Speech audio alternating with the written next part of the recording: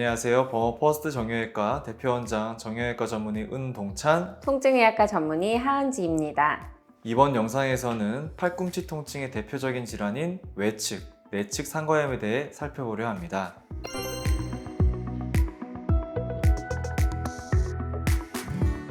팔꿈치 통증은 남녀노소 불문하고 대단히 흔하게 경험하는 증상인데요. 소위 테니스 엘보, 골프 엘보라고 하는 상과염은 이 중에서도 가장 흔하게 경험하는 질환이 되겠습니다. 대부분의 팔꿈치 통증은 상과염이 원인이 되는 경우가 많기 때문에 어지간한 팔꿈치 통증은 이 영상을 통해 이해가 가능할 것이라고 생각됩니다.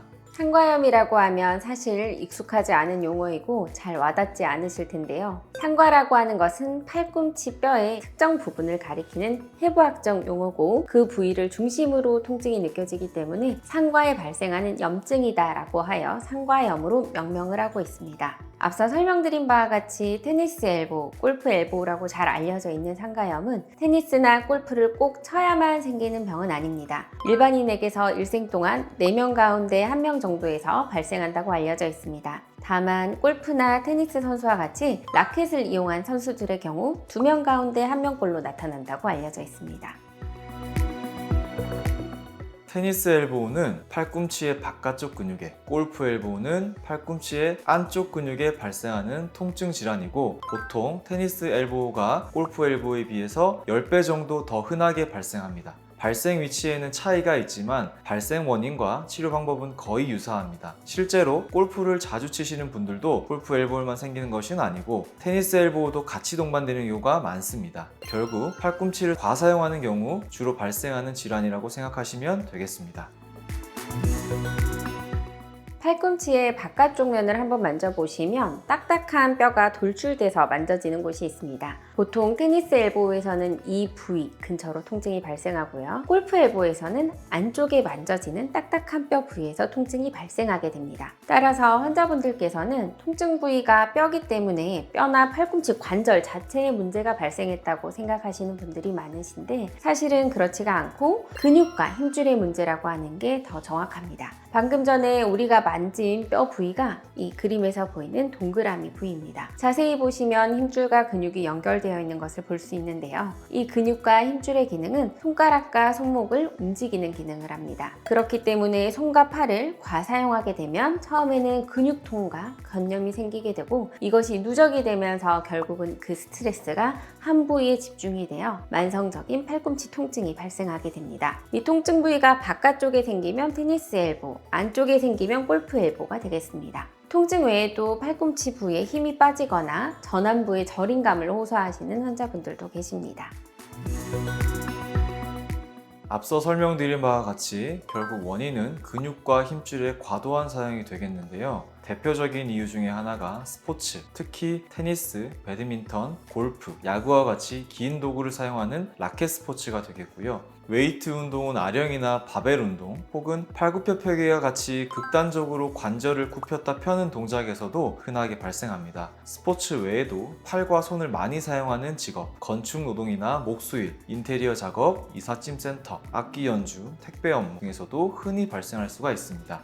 또한 집안일을 많이 하시는 주부님들께서도 팔꿈치 통증을 달고 사시는 분들이 많습니다. 드물지만 외상에 의해서도 발생할 수가 있습니다. 팔꿈치 통증이 잘 낫지 않을 때 우리가 가장 먼저 해야 할 행동은 무엇일까요? 당연히 쉬는 것인데요. 하지만 이 쉬는 것이 쉽지가 않습니다. 어떤 분에게는 직업적으로 팔꿈치 사용이 꼭 필요한 경우가 있습니다. 하지만 정확한 원인을 알면 할 수 있는 범위 내에서 그것을 조절하는 것이 가능하겠지요. 그래서 제가 외래에서 환자분들을 볼 때에는 왜 이 통증이 생겼는지에 대해 계속 질문을 합니다. 어떤 일을 하시나요? 어떤 운동을 하세요? 얼마나 운동을 자주 하시나요? 넘어진 적은 있으신가요? 등 많은 질문을 합니다. 이렇듯 그 원인을 가능한 범위 내에서 최대한 찾고 조절하는 게 팔꿈치 통증 치료의 시작입니다. 이렇게 팔꿈치 부위를 손으로 감싸고 손가락을 한번 움직여 보세요. 단지 허공에서 손가락만 움직였음에도 불구하고 팔꿈치 주위 근육들이 마구 꿈틀거리는 것을 느끼실 수 있을 겁니다. 단지 이렇게 사소한 동작이 계속 반복되는 것에 의해서도 통증은 시작될 수가 있습니다. 때문에 정말 어쩔 수 없는 피치 못할 활동이라면 중단을 할 수는 없지만 그 외에도 우리가 간과하기 쉬운 사소하지만 습관적으로 하는 팔꿈치 움직임을 제한하는 것이 상가염의 첫 번째 관리가 되겠습니다. 원인 교정 다음으로 중요한 것이 팔꿈치 스트레칭이 되겠습니다. 테니스 엘보의 경우에는 아픈 팔을 쭉 펴고 손바닥의 아래를 향하게 한 다음 반대쪽 손을 이용하여서 손목을 아래 방향으로 꺾습니다. 그리고 손가락이 바깥쪽을 향하여 지그시 돌려줍니다. 이때 중요한 것은 아픈 팔에는 완전히 힘을 빼야 되고 팔꿈치는 완전히 펴야 됩니다. 이 자세를 10초간 유지하시고 한 번 할 때 이 동작을 10회 반복하시면 됩니다. 아침에 10번, 점심에 10번, 저녁에 10번, 하루에 총 30회 정도 시행하시면 되겠습니다.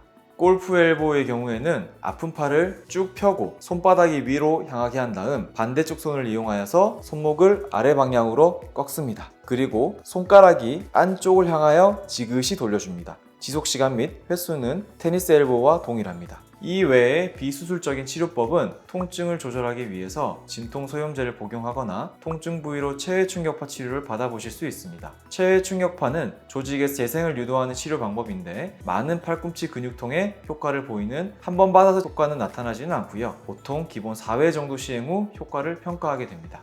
이상의 방법들로 통증이 조절되지 않는 경우에는 주사요법을 시행해 볼 수가 있겠습니다. 주사는 스테로이드 주사, DNA 주사, 재생 주사 등 다양한 방식이 있겠고 대개의 경우 급성 통증을 가라앉히는 데에는 매우 효과적입니다. 다만 이 주사요법은 지나치게 습관적으로 시행할 경우 조직의 재생 능력을 저하시키고 반복 주사의 경우 주사의 효과가 저하될 수 있기 때문에 꼭 필요한 경우에만 시행하시는 게 좋겠습니다.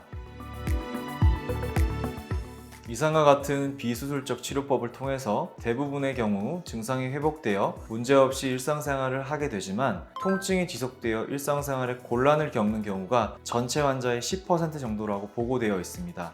이 경우에는 여타의 치료가 효과적이지 못하기 때문에 수술적 치료를 시행할 수 있겠습니다. 예전에는 큰 절개를 통해 직접 문제가 생긴 힘줄의 일부를 박리하는 방법을 사용했지만 최근에는 내시경을 이용한 작은 절개창을 통해 수술을 하는 미세 침습 수술법을 많이 사용하고 있습니다. 지금까지 팔꿈치 통증의 대표적인 질환인 상과염에 대해 살펴보았습니다. 팔꿈치 통증은 휴식을 취하고 약물치료, 주사치료, 스트레칭 등 비수술적인 치료 방법을 잘 이용하면 대부분 호전되는 질환입니다. 만약 이 근육통이 만성화되었다면 직접적인 통증의 원인이나 운동, 취미 등의 어떤 부분에서 무리가 되었을 가능성이 많기 때문에 원인을 찾고 해결하는 것이 중요하겠습니다.